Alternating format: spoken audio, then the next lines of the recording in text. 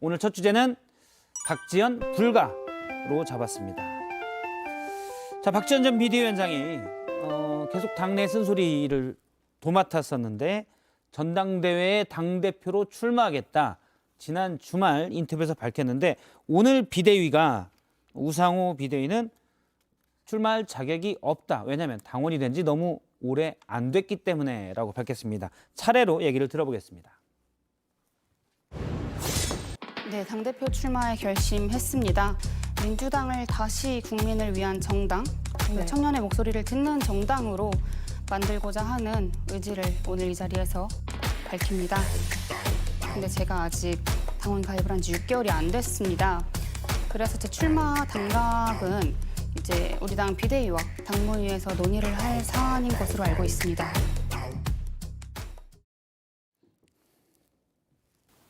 비대위원들은 박지원 전 비대위원장이 소중한 더불어민주당의 인재이지만 예외를 인정할 불가피한 사유를 발견하지 못했다고 판단하였습니다. 따라서 당무위원회에 박지원 전 비대위원장의 출마를 위한 예외의 조항을 안건으로 상정하여 토론하도록 부의하지 않기로 하였습니다. 일단 민주당에서 박지원 전 비대위원장이 상당히 팬덤 정치에 대한 비판도 거세게 했고요. 쓴소리를 많이 했는데 당대표 출마가 불가능하다.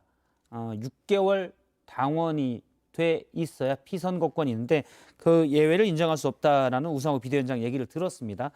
어떻게 보십니까? 비대위의 판단이 적절하다고 보십니까?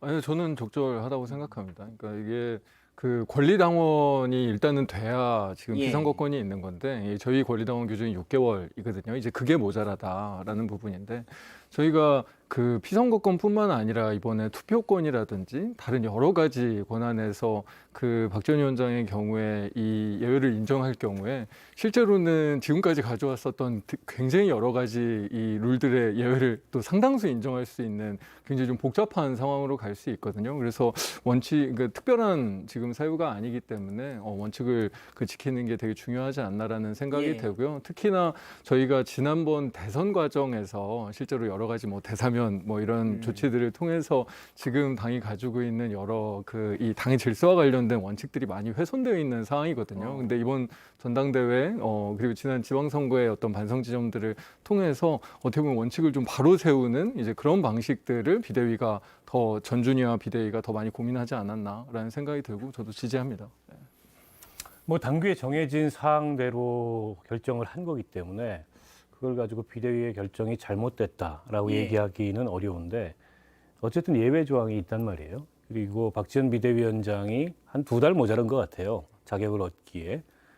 그래서 당무위에서 좀 논의를 해달라. 물론 이제 당무위의 결정을 따르겠다라고 했는데 당무위에도 올리지 않고 비대위가 아마 이제 당이 저것 때문에 시끄러워질까 봐 미연에 방지하기 위해서 선제적으로 정리를 한 것 같은데 좀 아쉬움은 있어요.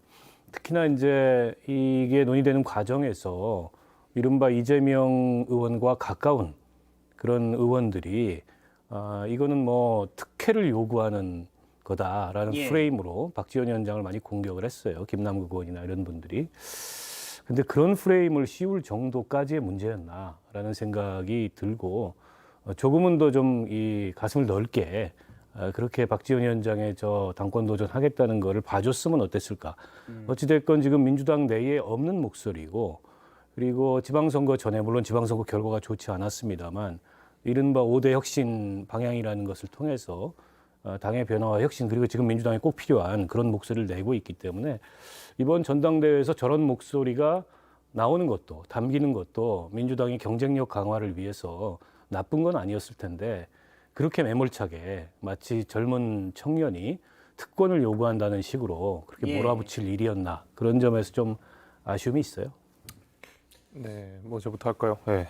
일단 당원 당규상 정해진 대로 가는 거는 뭐 당연한 일을 당연하게 했다고 생각을 하고 과거에 그 국민의힘 전신 정당인 자유한국당에서도 비슷한 사례가 있었습니다. 당시에 황교안 총리였었죠. 전 총리가 당대표 도전을 이야기했는데 이런 당원 자격이 안 돼가지고 피선거권이 없었는데 당시에 룰을 바꿔가지고 그 황교안 전 총리가 출마를 하게 됐고 그게 당내에서 정말 갑론을박이 벌어지면서 뭐 고성이 나고 뭐 회의장에 나가고 이런 일들이 있었거든요. 굉장히 보기 좋지 않았었어요. 결국 룰을 바꿔서 출마를 해서 결국 당대표는 됐지만 그걸 좋게 보는 분들은 하나도 없었거든요. 마찬가지로 이번에 비상대책위원회의 결정은 잘 됐다고 보고 그러면은 박지원 위원장한테 예외를 그럼 당원 당규가 아니라 예외 조항을 적용할 수 있는 여지가 있느냐라고 생각해 봤을 때 첫 번째로는 박지원 위원장이 스스로 했던 얘기들이랑 정면 충돌되는 부분이 있어요. 박지원 위원장이. 왜냐하면 송영길 전 대표가 서울시장을 출마한다고 했을 때 박지원 위원장이 그런 얘기 했거든요. 어떻게 선거에 패배에 책임 있는 사람이 출마를 하느냐라고 굉장히 비판을 많이 했는데 마찬가지로 박지원 비대위원장은 전 지방선거에 패배에 책임 있는 사람이 또다시 전당대회에 나와서 당대표가 된다고 하는 것이거든요. 거기에 대해서도 맞지 않고 자 그러면 김동연 후보처럼 이길 가능성이 있는 후보냐 돌풍을 일으킬 수 있느냐 민주당의 힘이 되느냐라고 생각해 봤을 때 박지원 비대위원장이 당대표가 될 가능성이라든지 민주당에서 돌풍을 일으킬 가능성이라든지 이런 것들이 잘 안 보여요. 그러면 정무적으로도 예외 조항을 인정하기가 어려운 상황이거든요. 저는 그런 의미에서라도 비상대책위원회의 그 결정은 너무 당연한 수순이었다고 생각합니다.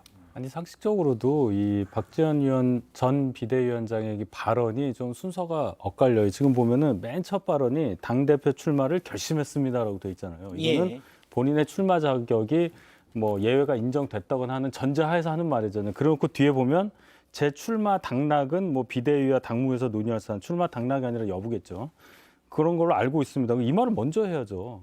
여기서 되면 제가 출마를 한번 생각해 보겠습니다 해서 그럼 여론이 아까 박원석 의원 말씀하신 대로 그래 젊은 사람이 하겠다는데 이 정도 목소리 내는 사람이 나가서 전당대회 흥행 좀 해줘야 민주당이 살 거 아니냐 이런 여론이 있으면서 본인이 나간 데서 그냥 거꾸로 저는 당대표 출마를 결심했습니다 괄호 열고 자격은 안 돼요.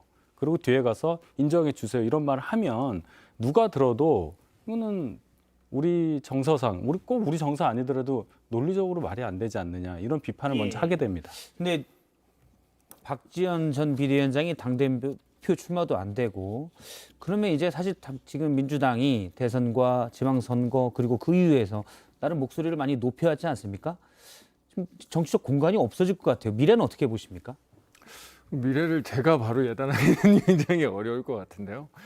네, 박지원 위원장하고 저도 이제 비대위 때 같이 조금 일을 하기는 했지만 저는 조금 시간을 좀 길게 봤으면 좋겠어요. 그러니까 저도 젊은 정치인이긴 하지만 이게 또 한 번에 모든 게 되는 건 아니라서 이게 뭔가 개인적인 아니면 집단적인 좀 이 성장의 시간과 그런 스토리들이 좀 필요하기는 하거든요. 그래서 그 목소리는 지금도 꼭 당대표가 아니더라도 충분히 낼 수 있거든요. 그래서 그런 목소리를 내고 오히려 당원들이나 아니면 다른 이 당내 여러 정당 운동들을 같이 하면서 실제로 개인적으로도 아니면 우리 당내 여러 가지 기여하는 이제 그런 이 뭔가 이야기들을 만들어낼 수 있으면 또 충분히 성장할 수 있는 여지는 굉장히 많거든요. 그래서 꼭 이번 전당대회 때 모든 걸 걸겠다라는 게 뭐 지금 가능한 상황은 아니지만 앞으로도 조금 더 길게 보면서 좀 해나갔으면 하는 바람은 개인적으로 갖고 있습니다. 제가 이 말씀 꼭 드리고 싶은데 박지원 전 비대위원장은 아마도 이준석 대표의 케이스를 염두에 두고서 본인의 행보를 결정할 수도 있다 생각합니다. 근데 이준석 대표는 9년 동안의 단련 기간을 겪고 당대표가 되고 정치를 하는 분이에요. 물론 국회의원 한 적은 없지만 그만큼 소위 말하는 내공이 많이 쌓인 분이란 말이에요. 근데 박지원 전 위원장 같은 경우에는 그 불꽃인가요? 그 활동 통해서 지금까지 온 거 보면 아무리 길게 봐도 얼마 되지가 않잖아요. 특히 정치권에 들어온 거 따져보면 정치권 활동은 한 4개월 정도라고 봐야 되나요? 그 정도기 때문에 아직은 그것을 체화할 만한 정도 기간은 아니라고 보고 정치라는 것이 자기 정치 얘기하지만 결국은 누군가의 대표로서의 역할을 하는 거지 위임받은 권한을 행사하는 거지 본인 스스로의 역량을 가지고 슈퍼맨처럼 마음대로 하는 게 아니라는 점에서 볼 때는 아직 더 기간이 필요하지 않을까 이런 생각이 듭니다. 근데 좀 걱정스러운 건 그런 거예요. 박지원 비대위원장 물론 시간과 경험이 저는 필요할 수 있다고 생각을 하는데 지금 특히 이제 비대위 말미 무렵부터 이번에 당대표 출마하겠다는 의사를 밝힌 이후에 민주당 내 이른바 이제 뭐 강성 지지층들이나 혹은 이제 그런 강성 지지층들을 지지 기반으로 하고 있는 의원들이 박지원 비대위원장한테 보이고 있는 일종의 이제 적대적인 그런 감정, 일종의 적이죠. 그런 걸로 봤을 때 당장에 전당대회를 출마를 하지 못해서 정치적 공간이 없는 문제를 떠나서 앞으로 박지원 비대위원장이 민주당 내에서 정치인으로서 성장할 수 있는 그런 기회를 얻을 수 있을까? 물론 뭐 기회는 누가 주는 것만이 아니고 본인이 능동적으로 싸워서 찾아가는 거일 수도 있는데 제가 그래서 앞서 아쉽다고 말씀드리는 게 너무 그 적대적 감정이 노골적이에요. 저렇게까지 할 필요가 있나? 그거는 비대위 말미에 윤호중 비대위원장부터 그런 모습을 보이기 시작해서 특히 지금 이재명 의원과 가깝다는 의원들이 뭐 김남국 의원이라든지 이런 분들이 그런 모습을 보이는데 사실 그럴 만큼 박지원 그 비대위원장이 무슨 위협이 되거나 아니면 현실적으로 봤을 때 민주당에 전혀 도움이 안 되고 불필요한 그런 메시지를 얘기하고 있는 게 아니라고 저는 보거든요. 그런데도 왜 저렇게까지 이 속 좁게 정치를 하고 젊은 청년의 가능성을 싹을 밟으려고 할까? 그런 점에서 대단히 아쉽다고 생각하는 거죠. 예. 뭐 그 이유는 너무 당연한 거 아니겠습니까? 그 팬덤은 기본적으로 적을 상정해 놓고 그 적을 끊임없이 때려놔야 팬덤들이 결집하는데 지금은 당이 좀 어수선한 상황 아니겠습니까? 지방선거도 끝나고 자꾸 팬덤 이야기 나오고 있고 이재명 의원은 대표로 나가는 가운데서 이재명 불출마해야 된다는 얘기도 나오고 결국 그러면 소위 말하는 이재명 의원의 후광을 받아야 되는 사람들 입장에서는 팬덤을 더 공고하게 만들어야 될 필요성이 있는데 마침 박지원 전 비대위원장이 출마 선언을 했고 좋은 적이 됐던 거죠. 그래서 박지원 위원장을 끊임없이 때리면서 내부의 팬덤들을 결속시키려고 하는 저는 딱 그 수순이라고 봅니다. 아니, 그러니까 그런 팬덤이 박지원 비대위원장이라는 아직은 충분히 준비가 안 된 청년의 저런 적극적인 의지보다 민주당이 훨씬 더 해롭다고 저는 보는 거예요. 그게 지금 민주당을 이롭게 하거나 혹은 이재명 후보를 이롭게 하거나 거기에 편승해 있는 정치인들의 경쟁력이나 혹은 정치적 미래를 이롭게 하는 것이라면 모르는데 전혀 그렇지 않은데 저런 방향으로 당이 흘러가고 있어서 그런 점에서는 박지원 비대위원장이 지적하고 있는 바가 틀린 게 하나도 없죠. 근데 왜 저렇게 얘기를 들어볼까요? 왜 저렇게 한참 이러지 민주당 장철민 의원의 얘기를. 그러니까 범석 의원님 말씀하신 의견에 사실 저도 상당 부분 공감을 합니다. 그러니까 지금 박지원 위원장도 어떤 의미에서는 굉장히 과한 비판을 받는 것 같아요. 근데 그 또 저희가 근데 현실 정치를 하는 입장에서는 그런 과한 비난이나 비판조차 어떻게 보면 굉장히 예측 가능한 상황이긴 했거든요. 이제 그런 예측 가능한 상황들을 염두에 두고 뭔가 그런 출마 선언을 그럼 어떤 방식으로 할지, 어떤 메시지로 할지, 어떤 그 과정들을 거칠지를 사실 전략적으로 잘 짜고 구사하는 게 또 현실 정치인들이 하는 일인데, 그러니까 그런 거를 기대할 만큼의 뭔가 아직의 정치력이 부족한 건 사실입니다. 근데 그런 정치력이 또 갑자기 생겨나냐? 그런 거 안 생기죠. 그러니까 그런 여러 가지 이 상황들이 사실은 뭐 되게 복합적으로 나타나다 보니까 지금 박지원 위원장이 좀 큰 어려움을 겪는데 저는 근데 또 충분히 이 상황조차도 극복되고 나중에 박지원 위원장한테는 분명히 자기의 정치적인 자산이 또 될 거라고 생각이 듭니다. 근데 그게 지금은 뭔가 직접적인 어떤 당직이나 이런 걸로 드러나지 않을 뿐이고요. 저희가 지금 이번에 이제 전당대회 과정을 통해서 이 박지원 위원장에 대한 약간은 좀 지나친 공격조차도 좀 토론되고 이야기되면서 뭐 지금은 일단은 뭐 이재명 의원이 출마 선언을 한다고 하면 이재명 의원과 97그룹의 이 경쟁으로 되어 있는데 그 내에서 또 충분히 토론이 될 거다라고 생각하고 있습니다. 이제 제시했던 뭐 팬덤 문화나 이런 것들에 대한 토론이 이제 이루어질 거란 말씀이시죠. 실제로 다른 후보들도 얘기들을 다 하고 있고요.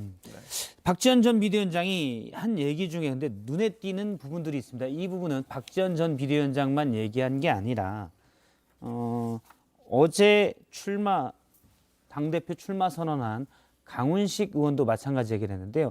박지원 전 비대위원장이 민주당에 들어온 게 이재명 의원의 추천, 소개 이렇게 해서 들어오게 됐는데 박지원 비대위원장이 이재명 의원을 강하게 비판했고요. 또 지난 대선 이재명 후보의 측근이었던 강훈식 의원도 마찬가지였습니다. 차례로 들어보도록 하겠습니다. 제가 비대위원장 시절에 뭐 박완주 의원 제명권이나 뭐 이제 최강욱 의원 사건 등에 대해서 거의 어떤 말도 하시지 않았어요. 그리고 이제 심지어 최강욱 의원 건을 제가 이야기를 하려고 할 때 이제 그런 발언들을 막기도 하셨고. 우리는 대선 이후 기본과 상식마저 무너뜨리는 길을 선택했습니다. 제가 모든 걸 걸었던 대선 후보는 연고도 명분도 없는 지역의 보궐선거에 출마했습니다. 예, 원래는 이재명 의원과 가깝다고 저희가 알았던 이른바 친명으로 분류됐던 분들인데 지금은 이제 반대편에 돌아선 느낌입니다. 다 그렇지는 않을 것 같고 어떻게 보십니까?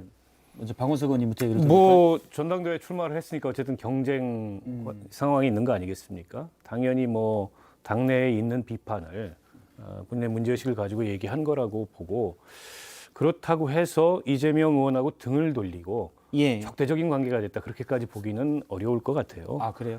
그리고 강훈식 의원은 인터뷰한 걸 들어봤더니 뭐 출마를 하지 말아야 된다고 자기는 생각하지 않는다. 누구라도 출마하는 건 자유고 오히려 당이 출마를 권장해야지 출마를 막는 건 아닌 것 같다, 이런 입장을 표한 걸로 봐서 조금 이제 앞서 출마 선언을 했던 다른 이제 97 후보들하고는 농도가 좀 다른 것 같고요. 박지원 비대위원장도 물론 이제 그 민주당에 들어오게 된 계기가 대선 막판에 일종의 이제 구원투수로 들어온 거 아니겠습니까? 예. 그리고 상당 정도 성과를 낸 것도 사실이고 그 과정에서 이재명 의원이 상당한 역할을 하긴 했지만 그러나 뭐 박지원 위원장이 필요했기 때문에 당시에 민주당에서 적극적인 구애를 하고 선거 초려를 하고 또 비대위원장 할 때도 아마 제가 듣기로는 초기에 본인은 좀 고사했던 걸로 알고 있어요. 그런데 당시 윤호중 비대위 체제가 정당성에 여러 가지 논란이 일어나니까 함께 좀 맡아달라 이런 부탁을 받고 온 거라는 입장에서 그 무슨 부채의식이 남아가지고 할 말 못하고 그러면 오히려 정치가 더 이상한 거죠. 그러면서 청년 정치 얘기한다는 건 더 이상한 거죠. 예. 글쎄요, 저는 좀 다르게 생각하는데요. 어떤 생각이나 가치의 차이가 발생해서 이렇게 발언을 할 수는 있어요. 같이 일했던 또는 모셨다는 표현이 좀 그렇긴 한데 그러던 분들끼리 의견 차이가 있어서 뭔가 충돌이 있을 수는 있어요. 그런 경우는 많이 봤는데 어떤 자리를 놓고서는 이렇게 당신 출마하지 마라든지 나는 이분이 대표되는 거는 옳다고 생각 안 해라고 얘기하면서 직전에 본인이 대선 때 뭐죠? 직위가 전략기획본부장 강훈식 의원 이런 분이 얘기죠? 예, 후보에 대해서 그렇게 얘기를 하고 또 그분의 이재명 의원의 소개로 당 비대위원장까지 했던 분이 이렇게 직접적으로 공격하는 것은 처음 봤습니다. 이거는 뭐 정치 도의라고 얘기하기보다는 아니 도대체 무슨 일이 벌어졌느냐 그 내부에서 이런 생각이 들고 이렇게까지 얘기했다는 거는 요 내부 안에서 이재명 의원을 중심으로 한 어떤 분들이 뭐 구조가 어떤지는 제가 모르겠어요. 근데 전혀 의견 교환도 안 되고 뭔가 실체가 없는 것 같아요. 이게 뭔가 실체가 있고 중간에 이거를 전달할 수 있는 소통 창구가 있었다면은 이런 얘기 안 나왔겠죠. 강훈식 의원의 얘기는 그렇습니다. 본인이 모든 걸 걸었던 대선 후보는 연고도 명분도 없는 지역의 보궐선거에 출마했다.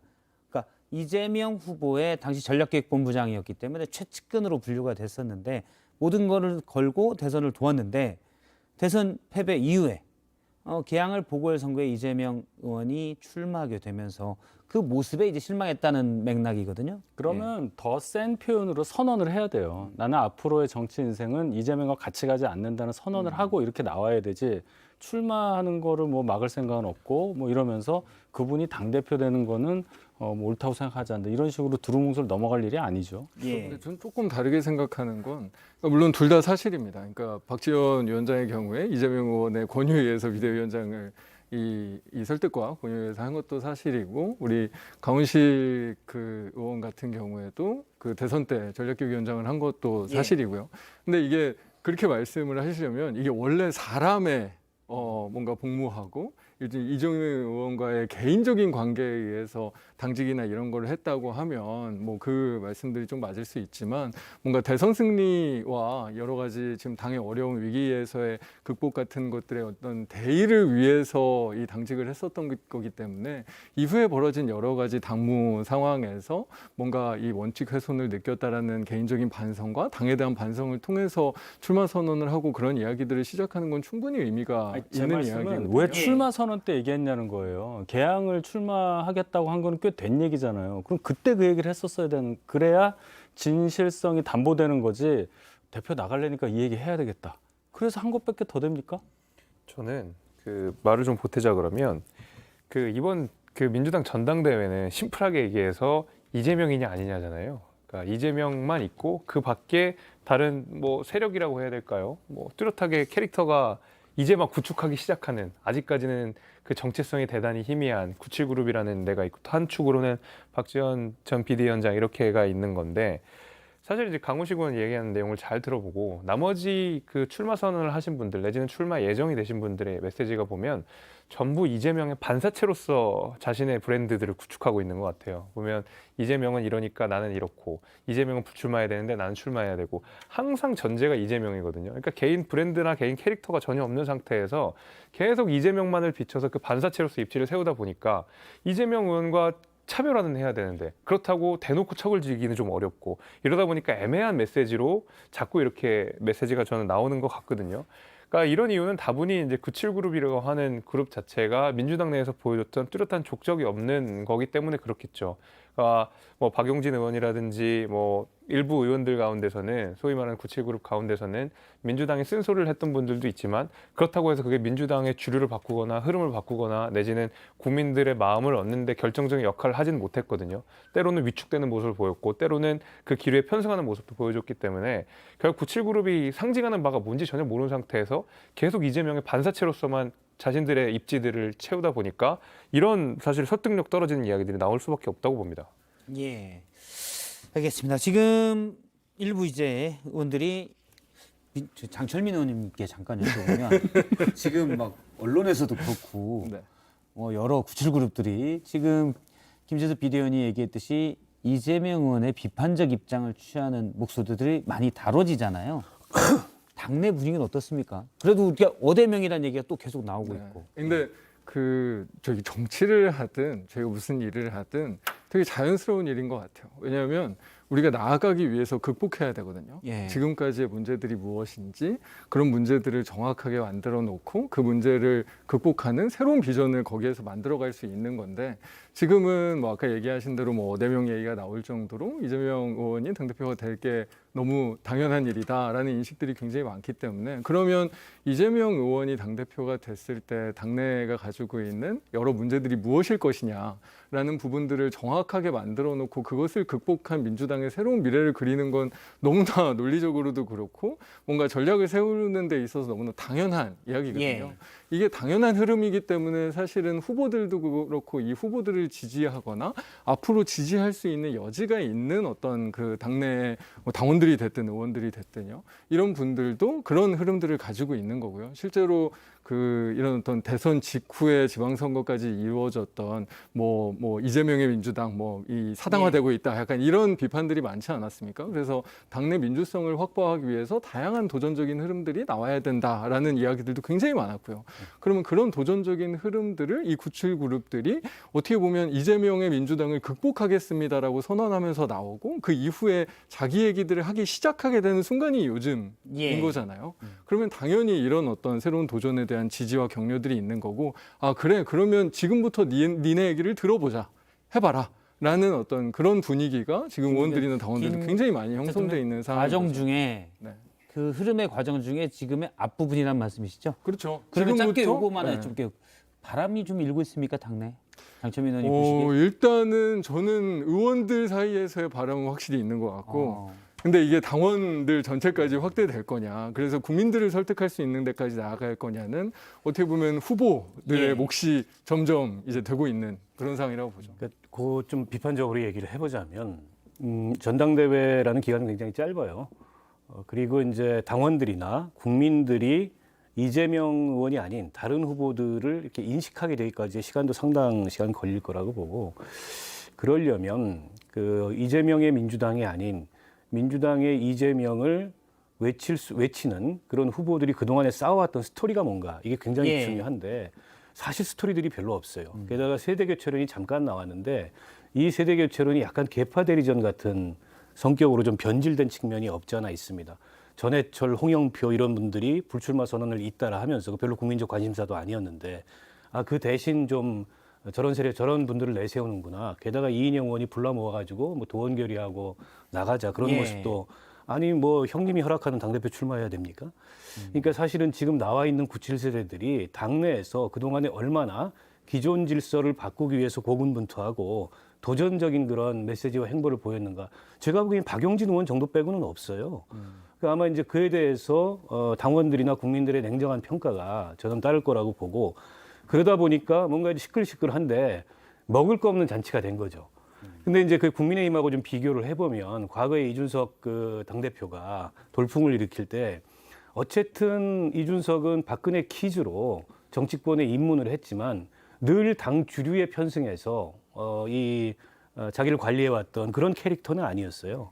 때로는 뭐 듣기 싫은 얘기도 하고 그다음에 때로는 뭐 돌출적인 얘기도 하고 그러면서 자기 나름의 이미지와 이걸 만들어 왔던 거거든요. 근데 그런 스토리하고 비교해 보면 지금 민주당의 소위 말하는 97그룹 당권 주자들 중에 그런 스토리를 가진 사람이 없다. 유일하게 있다면 이제 박용진 의원 정도인데 근데 박용진 의원이 이제 당내 지지 기반이 많이 약하다 보니까 얼마나 지금 현재 룰 하에서 예. 선전할지는 모르겠어요. 그런 점이 아쉬운 거죠. 뭔가 새로운 흐름이 나오긴 나왔는데 새로운 것 같지가 않다. 이런 일단 느낌이 박용진 드는 거예요. 의원 얘기를 많이 하시는데 이따가 인터뷰에서는 박용진 의원을 연결해서 좀 출마에 대한 얘기 또 현안에 대한 입장을 들어보도록 하고요. 서전 라이브 인터뷰에서는 계속 민주당의 당권 주자들을 뭐 이재명 의원을 비롯해서 계속 인터뷰를 추진할 예정입니다.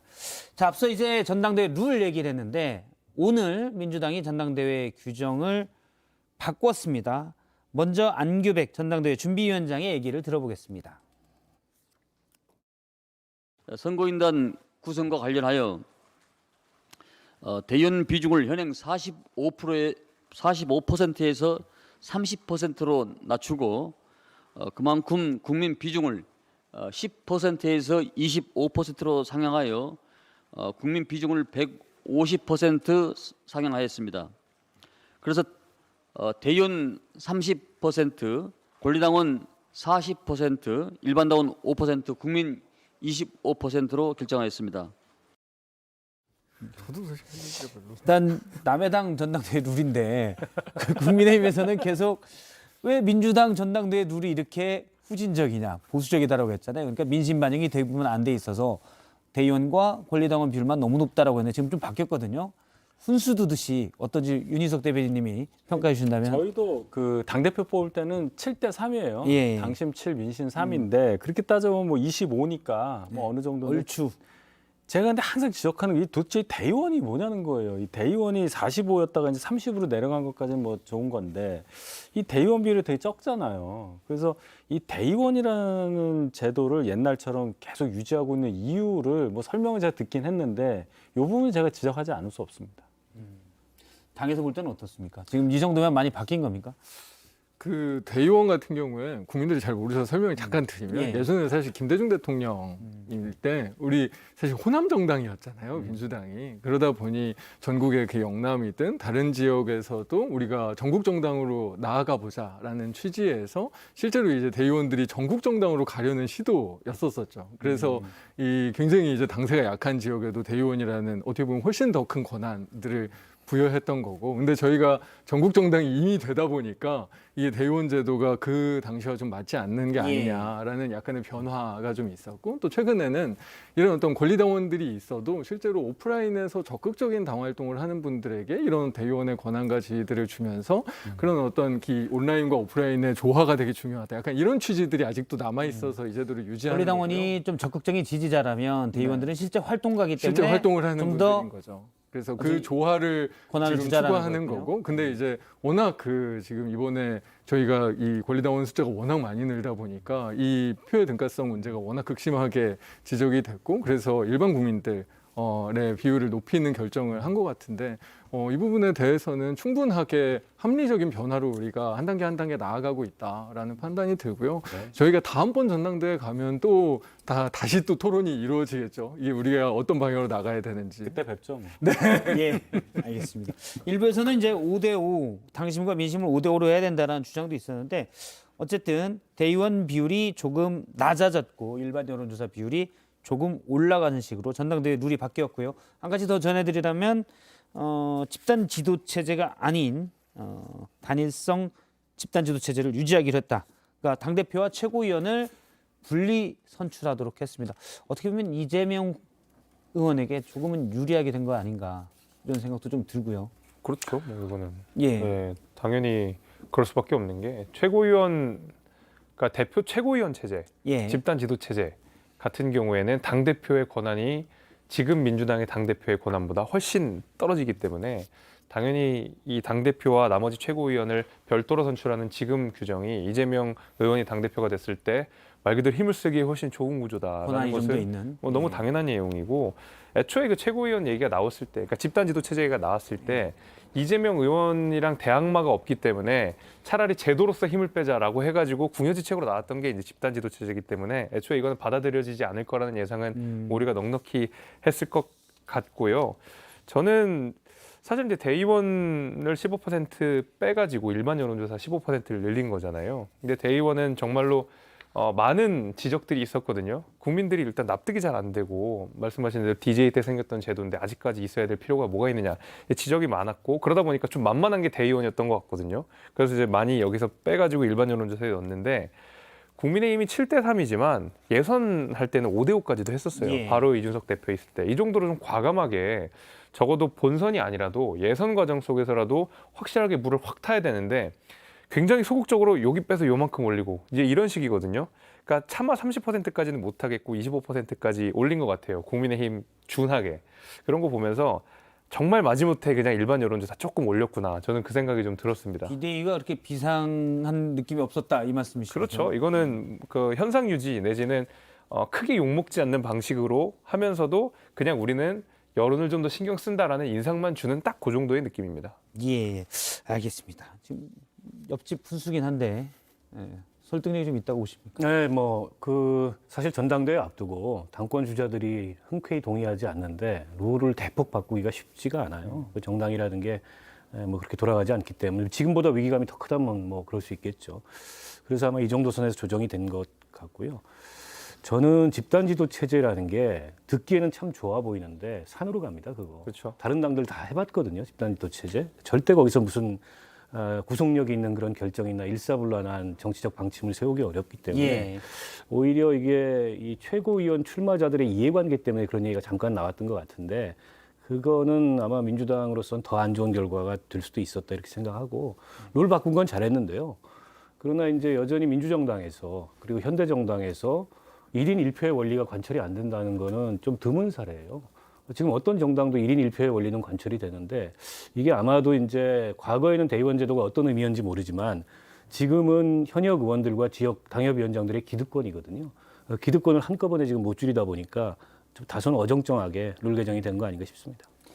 알겠습니다.